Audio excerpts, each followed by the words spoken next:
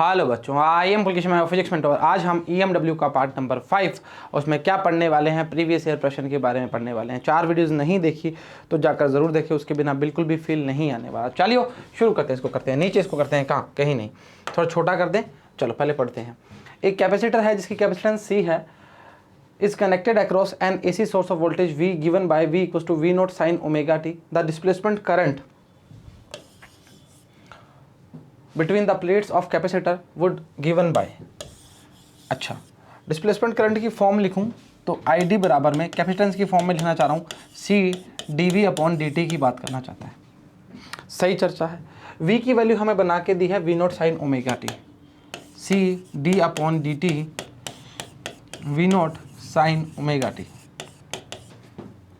इसका डिफ्रेंशिएशन कर दो तो क्या आएगा, C V not sine omega T में ओमेगा बार आ जाएगा कॉस ओमेगा टी। ठीक है, ये आपका आ जाएगा डिस्प्लेसमेंट करंट। पहला क्वेश्चन 2021 में आया क्वेश्चन है। C V naught omega cos omega T, option number B is correct. 2021 में लल्लू सा प्रश्न आया हुआ है। इस फॉर्म को यूज़ करेंगे कैपेसिटर की फॉर्म में, चाह रहे हैं हम। ठीक है, कैपेसिटेंस कितना दिया हुआ है, C दिया हुआ। मानते हो, मानना पड़ेगा। चलो ठीक है, एग्जाम्पल दो। बोला है एक parallel plate capacitor of capacitance कितनी है 20 μF की बात करना चाह रहा है। Is being charged by a voltage source whose potential is changing at the rate of 3 volt per second की बात कर रहा है। The conduction current through the connecting wires and the displacement current through the plates of the capacitor would be respectively. वैसे तो हम बात करके आ चुके हैं डिस्प्लेसमेंट करंट और कंडक्शन करंट को बराबर प्रूव करके आ चुके हैं ID बराबर में IC को। ये आपको मैंने बताया था, मैंने पूछा बोला भी था कि पेपर में ऐसा क्वेश्चन बन सकता है, हाँ या ना, सही बात है।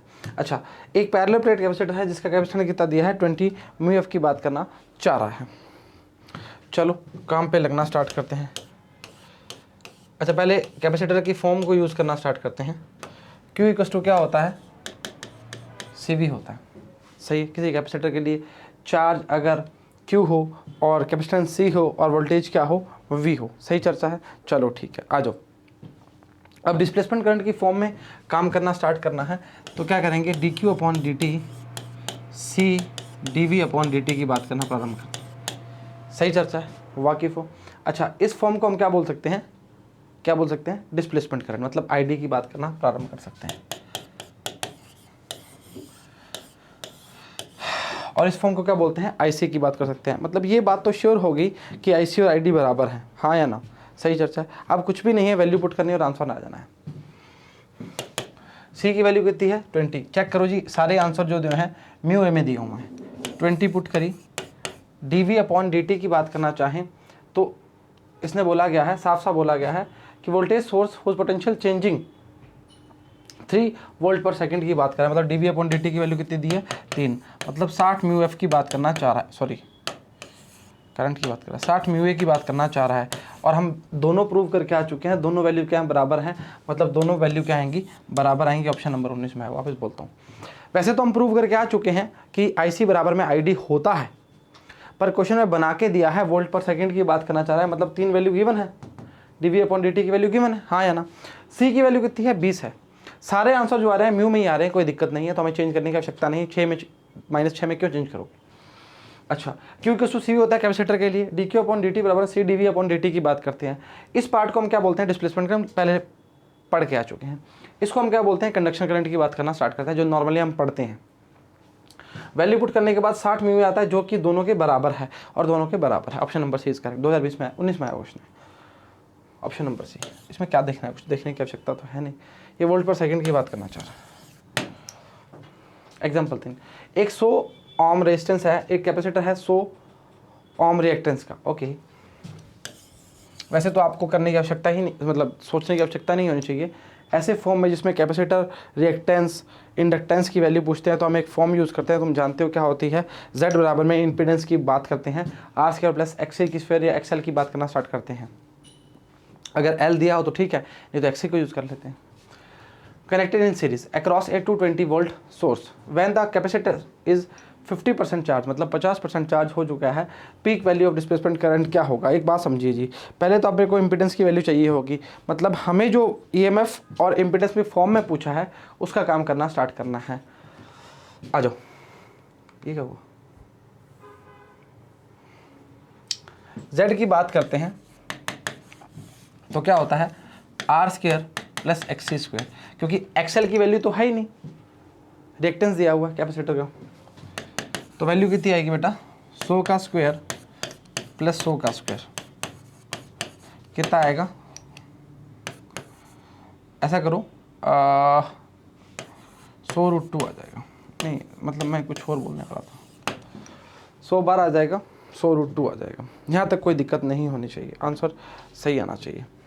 अच्छा, अब उस आपसे पूछ रहा है peak value of displacement current, peak value of displacement current मतलब maximum value of conduction current की बात करेगा, कितना करंट गया है ऊपर की ओर, और कैसे निकालते हैं ईएमएफ अपॉन Z की बात करना स्टार्ट करेंगे।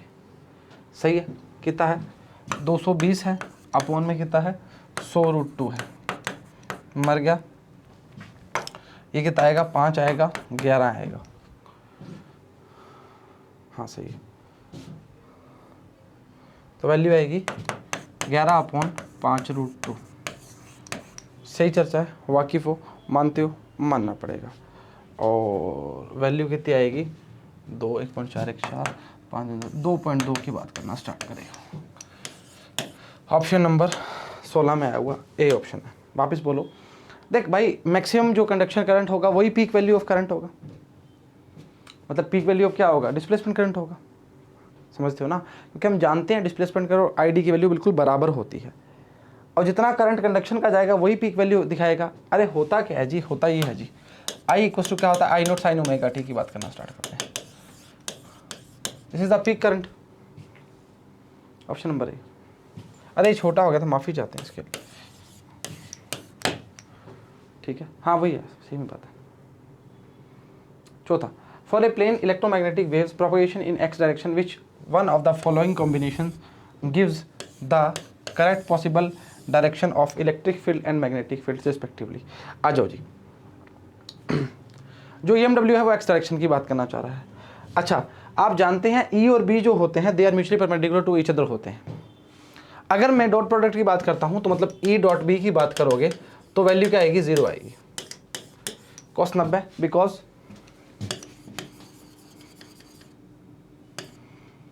दे are mutually perpendicular to each other. अच्छा, साफ साफ बना के दिया, बोला गया है कि वेव जो है वो एक्स डायरेक्शन में मूव कर रही है। कहने का मतलब क्या है कि अगर वेव एक्स डायरेक्शन में है तो प्रोडक्ट कौन सा होगा, क्रॉस प्रोडक्ट की बात की जाएगी। अगर एक्स में है या तो ई की बात करना चाहें या तो वो जे की बात करेगा और बी क्या बात करेगा, के की बात करेगा। सही चर्चा है, या माइनस जे की बात करेगा और माइनस ही के की बात, अरे यार क्यों कर रहा है, अरे यार माइनस के की बात करना स्टार्ट करेगा। वापस बोल रहा हूं, वेव जो है वो एक्स डायरेक्शन में है, एक्स, ई और B they are mutually perpendicular to each other. E और बी म्यूचुअली परपेंडिकुलर होता है, एक्स की डायरेक्शन ये होती है, हाँ या ना, सही बात है। एक वाई में है, एक जेड में है, एक एक्स में है, एक्स वेव में पहले ही बोल दिया। और ई डॉट बी करेंगे ये तो 0 आ जाएगा क्योंकि cos 90 की वैल्यू 0 होती है, तो सिर्फ और सिर्फ क्रॉस प्रोडक्ट रहता है। और हर बार आपको बोला है कि जब भी डायरेक्शन की बात करते हैं ई क्रॉस बी निकालना स्टार्ट कर दो, तो दो ही ऑप्शन बनेंगे, या तो बनेगा माइनस जे प्लस के या माइनस जे माइनस के, ऑप्शन नंबर सी बनेगा। डी मत लगा देना भाई, गलती से भी 21 में आया वो प्रश्न है। परपेंडिकुलर ये तो 0 हो गया। The wave is propagation x direction cross product E cross B along i, ये तो पता ही है। Out of given option only minus j plus k minus j minus k, follow the above conditions. खत्म कहानी, इसके अलावा कुछ भी नहीं है। इमेजिन करके देखो, ई क्रॉस बी लगा के देखो, काम बनना स्टार्ट हो जाएगा। एग्जाम्पल 5 बोला है, light with an average flux 20 watt per centimetre square falls a non reflecting surface at normal incidence having surface area कितना है 20 है। ये फ्लक्स की वैल्यू दी हुई है, ये एरिया की वैल्यू दी हुई है। The energy received by the surface during time spend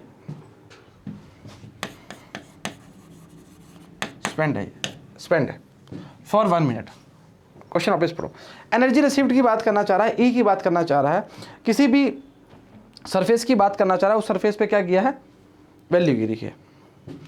चलो ठीक है। अच्छा, हमें दिया गया है फ्लक्स की वैल्यू गिवन है एक तो, ठीक है, और एरिया गिवन है। एक बात बताओ, कभी भी किसी भी चीज़ के लिए हम अगर इंटेंसिटी की फॉर्म को फाइंड करते हैं, वो कैसे करते हैं?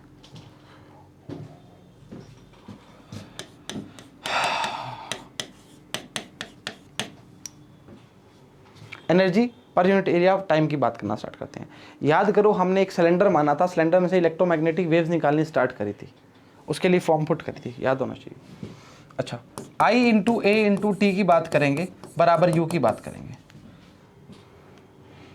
एवरेज फ्लक्स कितना है 20 है,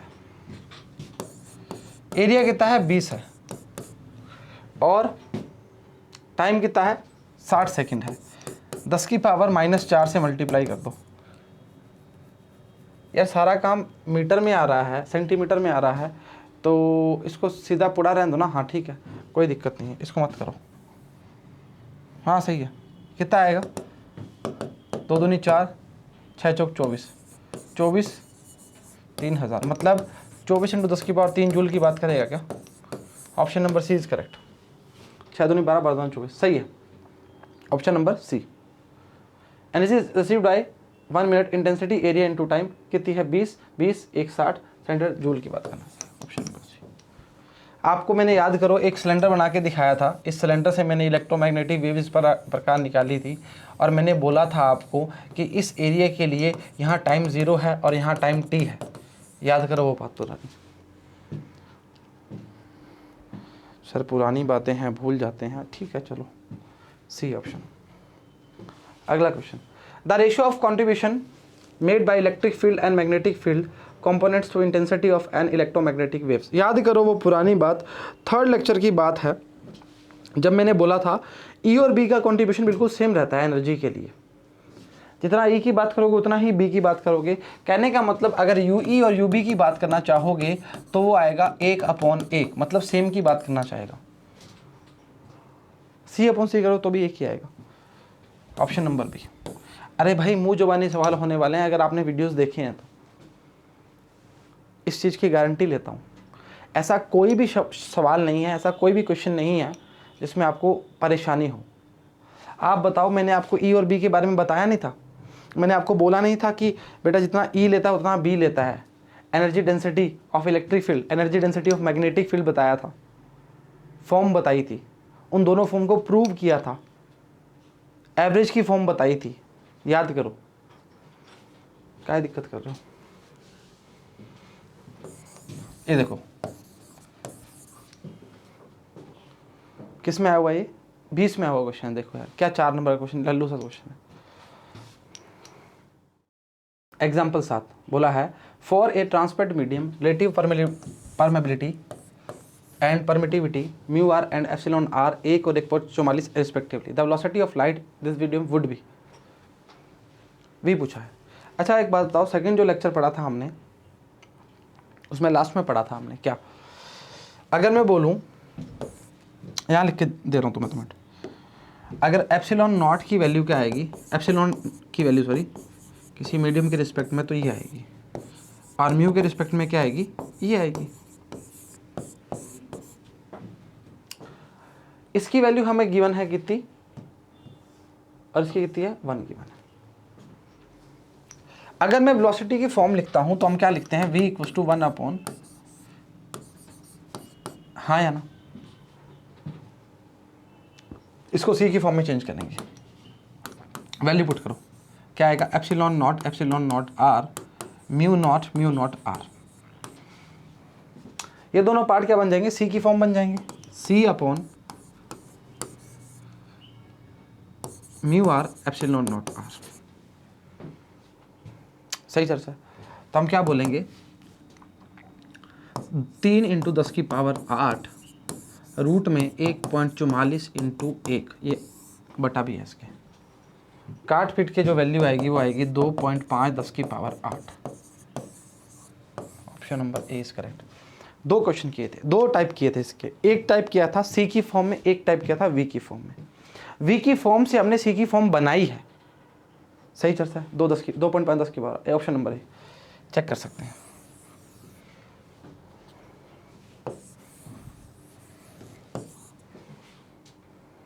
8वां, an E M wave is propagation in a medium with a velocity कितनी है, V i cap. The instantaneous oscillating electric field of the E M wave is along y axis.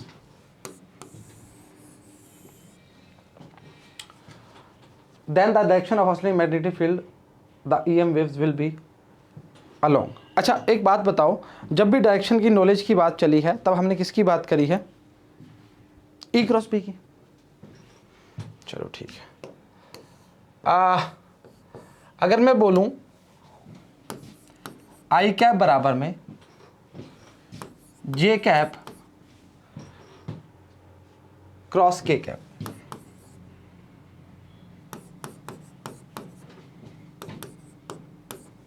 Check करो, electric field जो है Y axis में है, जे cap हो गया। Then the direction of magnetic field क्या होगा, देख भाई वेव जो चल रही है आई में चल रही है, आई जे के तीनों आपस में क्या है, परपेंडिकुलर टू ईच अदर की बात कर रहा है, सही चर्चा। आई में चल गई वेव, जे में चल गई ई, तो पीछे बचा क्या, भी तो बचा, और के में चल रहा है मतलब प्लस जेड डायरेक्शन की बात करना चाह रहा है। क्या क्वेश्चन है, देखो बना के दिया हुआ। अरे भाई 3 ही तो डायरेक्शन है ना यार, क्या दिक्कत कर रहा है, खुद बोल के बोल रहा है वी आई में है, मतलब वेव आई में चल रही है। ई जो है वो बी में ई जो है वो जे में चल रहा है। अरे वाई में जे तो होगा लाला, क्या दिक्कत कर रहा है। 9वां, in an electromagnetic wave in free space root mean square value of electric field कितनी है, ई आर एम एस की वैल्यू कितनी है, 6 गिवन है। The peak value of magnetic field, याद करो ई आर एम एस और बी आर एम एस की फॉर्म में एक वैल्यू पुट करवाई थी, बराबर में C, E naught upon B naught की फॉर्म भी बताई हुई है। E R M S upon B R M S बराबर सी, याद करो E naught upon B naught भी बताया हुआ है, अपॉन रूट टू कट जाएगा। कहने का मतलब क्या है, हमें वैल्यू किसकी मिली है, ई आर एम एस की, पलटी मारो, बी आर एम एस आ जाएगा upon E R M S आ जाएगा 1 अपॉन सी। कहने का मतलब क्या है, बी आर एम एस जो आएगा जी वो आएगा 6 अपॉन 3 इंटू 10 की पावर 8। कहने का मतलब कितना आएगा, 2 इंटू 10 की पावर -8। अच्छा पूछा है peak value of magnetic field, अब तो कुछ बचा ही नहीं। बी आर एम एस क्या लिखते हो, B naught upon root 2। B R M S क्या आता है, बी नॉट अपॉन रूट 2। कहने का मतलब क्या है, बी नॉट की जो वैल्यू आएगी वो आएगी B R M S into root 2, और वैल्यू आएगी 2 इंटू 10 की पावर -8 इंटू रूट 2 की बात करना स्टार्ट करेगा, यानी कि 4 दूनी 8, 2.83 10 की power -8। Option number A is correct. याद कर लेना, पुरानी सारी बातें बताई हुई हैं, B E R M S upon B R M S बराबर सी, या E naught upon B naught बराबर में सी की बात करी हुई है, एक ही बात है।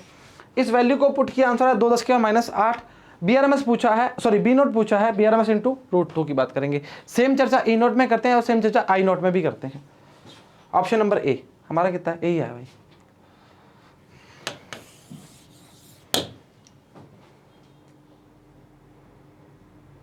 अच्छा टेस्ला में टी दिया हुआ है, टेस्ला है भाई, मेरे को लगा टी बताएंगे। Example 10, out of the following option which one can be used produce a propagation electromagnetic wave. Oscillating charge particle की जब बात, सॉरी एक्सेलरेटिंग चार्ज पार्टिकल की जब बात की है, ऑसिलेटिंग चार्ज पार्टिकल या एक्सेलरेटिंग चार्ज पार्टिकल को बताया था, जिससे हमें किसमें समझा था, हमने एलसी ऑसिलेशन की बात करना प्रारंभ की थी, याद कर लो। याद करो वो पुरानी बात जब हम पढ़ा करते थे। Option number B. Chargeless particle तो हो ही नहीं सकता। A charge moving constant velocity नहीं, स्टेशनरी चार्ज नहीं। Option number B. आपको बताया था बेटा, एक ऑसिलेटिंग चार्ज को हमने पेंडुलम से जब हिलाना स्टार्ट किया था, हमने बोला इसको आप क्या बोल सकते हो, एक्सेलरेटिंग चार्ज पार्टिकल की बात कर सकते हो। ऑप्शन नंबर बी के अलावा कोई ऑप्शन नहीं है। ऑप्शन नंबर बी, पढ़ने की आवश्यकता ही नहीं है इसको तो। 11वां question, light with energy flux कितना है 25×4 W-2 falls on a perfectly reflecting surface at normal incidence if the surface area कितना है 15 centimetre square. The average force exert on the surface. भाई इसका फॉर्मूला बताया था 2IA/C फोर्स के लिए। वैल्यू पुट करनी और कुछ नहीं करना। फोर्स के लिए फॉर्मूला क्या था 2IA/C। कितना है फ्लक्स के लिए 25×10⁴। एरिया कितना है 15 और सी कितना है 3×10⁸। चेक कर सकते हो, कुछ भी करेक्शन है चेक कर सकते हो।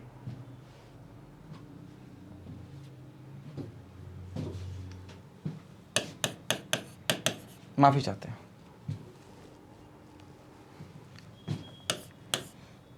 सही है, 3×5 = 15 की बात करेगा। 5 दूनी 10 मतलब 250×10⁻⁸ की बात करेगा फोर्स के लिए। ऑप्शन नंबर बनेगा अपना -6 कर दोगे तो 2.50 आ जाएगा। ऑप्शन नंबर बी 2014 में पूछा। इंटेंसिटी की फॉर्म दी हुई है हमें, एक ही है। For A perfectly reflecting surface average force exert on the surface 2IA/C। कितनी बार बताया है क्वेश्चन, आखिरी था ये। ठीक है, चलो सही बात है। उम्मीद करते हैं लेक्चर समझ आया, पसंद आया, बराबर देखा, बराबर उतारा और बराबर ही घर वालों की बात मान रहे हो। तो आज के लिए इतना ही। सभी को all the very best and जय हिंद।